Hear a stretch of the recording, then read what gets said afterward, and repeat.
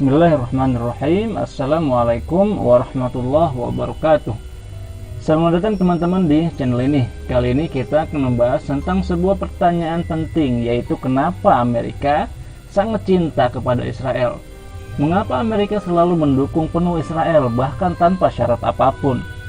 Kenapa para politisi Amerika, sebuah negara yang besar, seolah-olah takut kepada Israel yang merupakan sebuah wilayah yang kecil? Pertanyaan ini tentu muncul di benak kita dan benak banyak orang.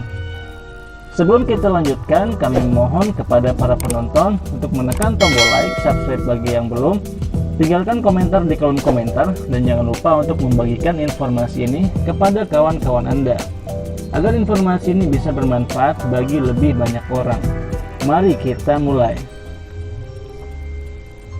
Ada banyak buku yang bisa menjawab pertanyaan kenapa Amerika seperti takut kepada Israel, dan buku-buku yang membahas hal ini secara umum menjelaskan bahwa Amerika takut kepada Israel tidak lain dan tidak bukan karena alasan-alasan yang bisa dirangkum dalam 5 poin penting. Pertama, alasan kebudayaan, yang kedua alasan keagamaan, yang ketiga alasan etis atau akhlak, yang keempat alasan strategis, yang kelima alasan pemilihan umum. Sebelum kita merinci alasan-alasan ini, mari kita merujuk dahulu kepada salah satu buku terbaik yang bisa menjawab pertanyaan ini. Buku ini ditulis oleh mantan Presiden Amerika Barack Obama. Barack Obama, Presiden Amerika tahun 2008 sampai 2016, menulis buku memoir berjudul The Promised Land atau Tanah yang Dijanjikan. Barack Obama secara spesifik berbicara tentang Timur Tengah dan Israel di bab 25 dari bukunya tersebut.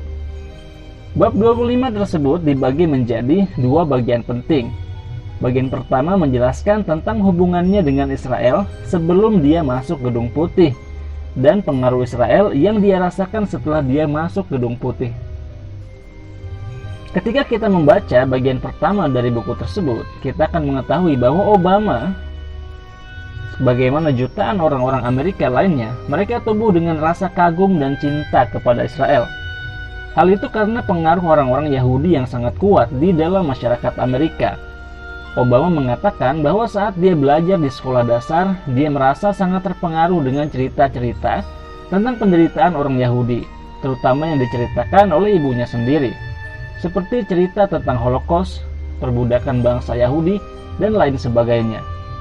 Saat duduk di kelas 6 sekolah dasar, dia juga diceritakan tentang negara Israel oleh seorang pengawas pemukiman yang merupakan seorang Yahudi yang pernah tinggal di Kibbutz, sebuah pemukiman Yahudi yang di sana semua orang hidup bersama dan saling membantu satu sama lain, dan setiap orang setara dan bebas untuk berkontribusi dan membagi pikiran mereka tentang bagaimana cara memperbaiki dunia.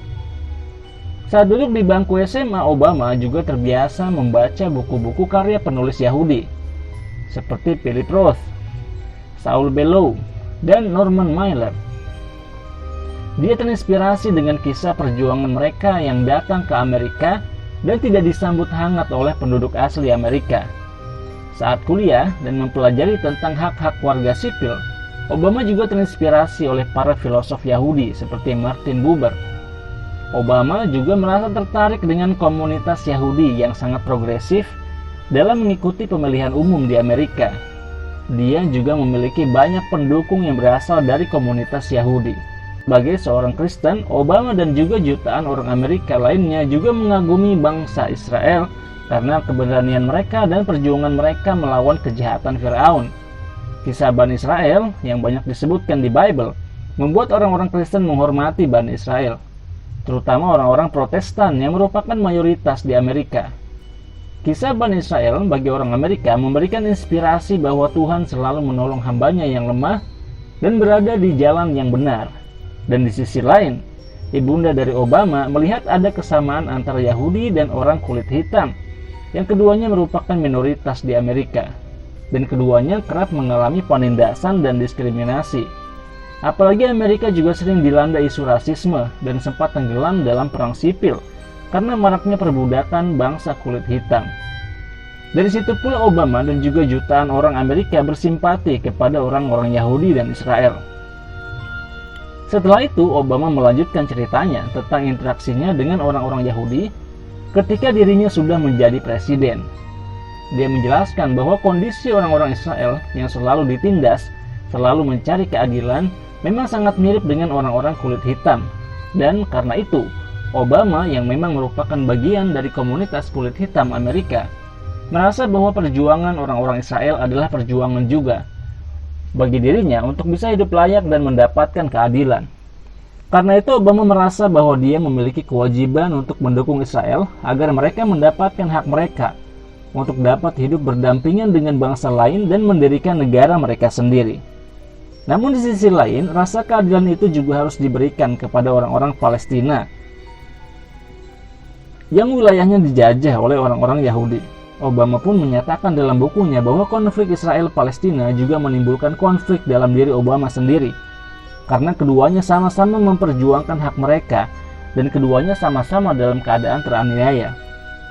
Obama menyatakan bahwa orang-orang Partai Republik di Amerika cenderung lebih pro kepada pendudukan Yahudi yang secara perlahan dan sistematis mengambil alih tanah-tanah orang Palestina yang mereka anggap sebagai tanah yang dijanjikan bagi keturunan Ibrahim.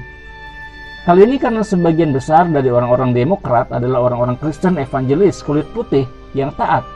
Orang-orang evangelis ini percaya bahwa mereka wajib mendukung ramalan Injil bahwa orang-orang Israel akan mendapatkan tanah yang dijanjikan. Nasib mereka di akhirat juga ditentukan oleh nasib orang-orang Yahudi ini. Karena itu, mereka pun memberikan berbagai dukungan bagi pendirian negara Yahudi Israel. Namun di sisi lain, orang-orang Partai Demokrat, meskipun mereka dikenal progresif dan perhatian terhadap hak orang-orang yang tertindas, namun banyak dari orang-orang Demokrat merupakan orang Yahudi dan keturunan Yahudi. Karena itu mereka juga mendukung pendirian negara Israel dan tidak ingin dianggap sebagai orang-orang yang tidak pro-Israel. Obama juga menjelaskan bahwa Presiden Amerika sangat dipengaruhi oleh orang-orang Yahudi. Karena orang-orang Yahudi memiliki sebuah organisasi internasional yang bernama AIPAC, American Israel Public Affairs Committee. Organisasi ini mengadakan pertemuan dengan orang-orang penting termasuk dengan Presiden Amerika. AIPAC memastikan bahwa kepentingan Israel dan orang-orang Yahudi selalu diperhatikan oleh Presiden Amerika. AIPAC juga memastikan bahwa jika kepentingan Israel diperhatikan, maka AIPAC akan mendukung Presiden Amerika tersebut dan memastikan bahwa pemilik suara yang beragama Yahudi atau beretnis Yahudi akan memberikan suara mereka kepada Presiden Amerika tersebut. AIPAC juga memastikan bahwa Amerika menggunakan hak vetonya untuk melindungi Israel, agar tidak ada keputusan dan kecaman dari PBB terhadap berdirinya negara Israel. Bahkan lebih ekstrim lagi, di masa-masa akhir dari kepemimpinannya, AIPAC menjadi semakin ekstrim terutama bersamaan dengan munculnya Netanyahu. AIPAC ingin agar tidak ada dualisme dalam pemerintahan Amerika dan Israel. Artinya, semua keputusan pemerintahan Israel harus didukung oleh Amerika, bahkan jika keputusan dan kebijakan Israel bertentangan dengan kebijakan pemerintahan Amerika sendiri. Inilah yang membuat Presiden Amerika seolah-olah didikte dan dikendalikan oleh orang-orang Israel. Karena meskipun jumlah mereka sedikit, namun orang-orang Yahudi sangat berpengaruh dalam dunia politik Amerika. Dan bila ada politisi yang berseberangan dengan AIPAC, maka otomatis dia akan dituduh anti-Israel dan anti-Smith, yang akan membuat popularitas politisi tersebut menurun. Dan Obama mengatakan bahwa tidak ada politisi Amerika yang tidak memandang pentingnya AIPAC, termasuk saya. Kata Obama, semua politisi Amerika menyadari pentingnya AIPAC, dan AIPAC juga merupakan sumber penting bagi pendanaan kampanye para politisi Amerika. Secara spesifik, Obama juga mengungkapkan pentingnya hubungan baik antara Presiden Amerika dan Perdana Menteri Israel. Obama mengatakan bahwa Netanyahu sangat memahami kondisi politik dalam negeri Amerika. Netanyahu memahami media dan politik Amerika. Inilah yang membuat Netanyahu sangat percaya diri menghadapi Amerika. Dan Obama, sebagai Presiden Amerika saat itu, menyadari bahwa dia tidak punya pilihan lain selain menjalin hubungan baik dengan Perdana Menteri Israel. Karena jika Presiden Amerika berselisih sedikit saja dengan Perdana Menteri Israel, maka akan ada harga yang harus dia bayar dari perselisihan tersebut. Popularitasnya akan menurun, dia tidak mendapatkan dukungan AIPAC dan terancam tidak mendapatkan suara dari para pendukung Israel di Amerika yang jumlahnya sangat besar. Karena itu Obama mengatakan bahwa tidak ada masalah jika seorang presiden Amerika berselisih dengan sekutunya yang lain seperti Britania, Prancis, Jepang, atau Kanada. Tapi Israel, tidak ada presiden Amerika yang berani berselisih dengan Israel, karena akan ada harga yang mahal yang harus dibayar untuk hal itu. Dan lebih ekstrim lagi, presiden Amerika yang berani berselisih dengan Perdana Menteri Israel, maka masa depan politiknya akan terancam. Berbeda dengan Yahudi dan Israel, orang-orang Muslim dan orang Arab Palestina tidak memiliki jaringan yang kuat di Amerika. Tidak ada penulis-penulis Muslim besar ataupun organisasi besar semacam AIPAC yang mampu menekan para pengambil keputusan di Amerika untuk memperjuangkan kepentingan-kepentingan bangsa Palestina atau umat Islam. Inilah yang membuat kenapa Amerika sangat condong kepada Israel dan seolah-olah tidak peduli dengan penderitaan bangsa Palestina yang dengan terang-terangan dijajah dan ditindas oleh para pendatang Yahudi yang mengambil paksa tanah bangsa Palestina dan mendirikan negara Yahudi yang mereka sebut dengan Israel. Penjelasan Obama dalam memoarnya membuka mata kita tentang latar belakang dan alasan Amerika memberikan dukungan penuh kepada Israel. Dan alasannya adalah pertama karena masalah agama, karena orang Kristen meyakini bahwa Israel adalah tanah yang dijanjikan bagi bangsa Yahudi. Kedua, masalah etika, karena bangsa Yahudi telah ditindas diusir selama ribuan tahun, maka Amerika merasa memiliki tanggung jawab moral untuk menyudahi penderitaan bangsa Yahudi. Ketiga ialah masalah budaya. Bangsa Amerika sangat dipengaruhi oleh budaya Yahudi. Pemikiran bangsa Yahudi disebarkan secara masif di Amerika oleh para pemikir, penulis, dan tokoh-tokoh Yahudi di Amerika.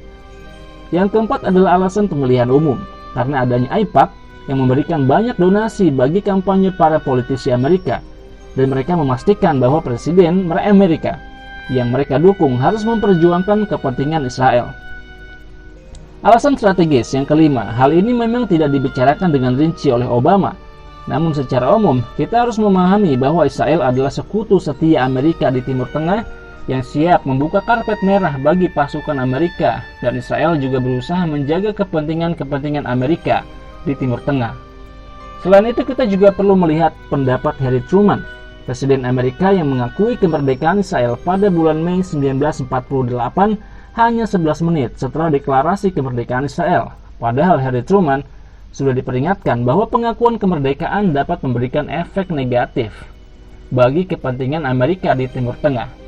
Jenderalnya sendiri saat itu, George Marshall, juga dari CIA, semua menganjurkan agar Truman tidak mengakui kemerdekaan Israel. Namun tetap saja Truman mengakui kemerdekaan Israel. Hal ini tentu saja menunjukkan bahwa Truman sendiri memiliki rasa simpati kepada Israel, yang tentu saja sebabnya ialah karena bangsa Amerika secara natural dan alami telah tertanam dalam diri mereka rasa simpati terhadap bangsa Yahudi dan Israel, sebagaimana dijelaskan oleh Obama. Ronald Reagan dalam autobiografinya juga menyatakan hal yang sama, bahwa dia sangat meyakini bahwa Amerika harus mendukung Israel agar penderitaan dan penyiksaan terhadap bangsa Yahudi semacam Holocaust yang terjadi di masa Hitler tidak terjadi lagi di masa-masa selanjutnya. Reagan juga mengembalikan sejarah Israel ke masa ribuan tahun dari sekarang, di mana peradaban Israel pernah berkembang pesat di wilayah yang sekarang menjadi tanah sengketa antara Palestina dan Israel. Karena itulah, Reagan juga memiliki keyakinan bahwa Amerika memiliki tanggung jawab untuk menjaga eksistensi Israel. Selain dari memor Barack Obama dan Ronald Reagan, buku lain yang menjelaskan tentang kenapa Presiden Amerika sangat cinta dan sangat mendukung Israel adalah buku memoir Hillary Clinton. Hillary Clinton adalah Menteri Luar Negeri Amerika di masa pemerintahan Barack Obama, dan dia juga merupakan istri dari mantan Presiden Amerika Bill Clinton. Hillary menjelaskan dalam bukunya bahwa orang-orang Amerika secara natural sangat menghormati orang-orang Israel. Orang-orang Amerika, menurut Hillary Clinton, merasa bahwa orang-orang Amerika memiliki banyak kesamaan dengan Israel. Keduanya sama-sama negara demokrasi. Keduanya merupakan negara yang didirikan oleh orang-orang yang pergi merantau dari negeri asal mereka karena penindasan yang mereka alami. Orang-orang Yahudi ditindas dan disiksa oleh Hitler dan diusir oleh orang-orang Eropa. Maka mereka pun pergi menuju tanah yang dijanjikan, yaitu Palestina. Sementara Amerika juga didirikan oleh orang-orang yang pergi dari negeri asal mereka di Eropa. Kebanyakan dari mereka adalah orang-orang yang terusir karena mereka memeluk agama Kristen Protestan. Mereka pun akhirnya menduduki Amerika dan akhirnya mendirikan sebuah negara merdeka yang berdasarkan pada demokrasi. Israel dan Amerika dua-duanya adalah demokrasi, dan dua-duanya didirikan oleh para perantau yang meyakini agama mereka masing-masing. Inilah yang membuat orang-orang Amerika, menurut Hillary Clinton, sangat menghormati orang-orang Israel. Dengan singkat, dia mengatakan bahwa orang-orang Amerika melihat kisah sejarah Israel seperti sejarah mereka sendiri. We see in Israel's story our own. Demikian dinyatakan Hillary dalam biografinya. Hillary juga menekankan bahwa Amerika beruntung karena berada di wilayah yang jauh dari musuh, dikelilingi oleh samudera, dan Amerika lebih kuat dari tetangga-tetangganya secara militer. Sedangkan Israel sebaliknya, Israel dikelilingi oleh negara-negara besar yang semuanya memusuhi Israel. Maka menurut Hillary, Israel dan Amerika adalah dua negara yang memiliki banyak kesamaan, namun Israel menghadapi tantangan yang lebih besar daripada Amerika. Demikianlah teman-teman pengakuan para tokoh-tokoh Amerika tentang alasan mengapa mereka sangat cinta kepada Israel, mendukung Israel sepenuh hati, dengan cinta tanpa syarat terhadap semua kebijakan Israel yang jelas-jelas bertentangan dengan nilai-nilai kemanusiaan. Semua itu kembali kepada alasan-alasan agama, etis, kepentingan pemilihan umum, dan strategis Amerika yang akhirnya membuat semua presiden Amerika harus tunduk patuh dan setia sampai mati membela kepentingan Israel. Terima kasih Anda sudah menonton video ini sampai habis. Jangan lupa untuk menekan tombol like, subscribe bagi yang belum, tinggalkan komentar di kolom komentar, dan jangan lupa untuk membagikan video ini kepada kawan-kawan Anda agar informasi ini bisa bermanfaat bagi lebih banyak orang. Sampai ketemu lagi di video selanjutnya insyaallah. Saya Muhammad Isdian Muttaqin. Wassalamualaikum warahmatullahi wabarakatuh.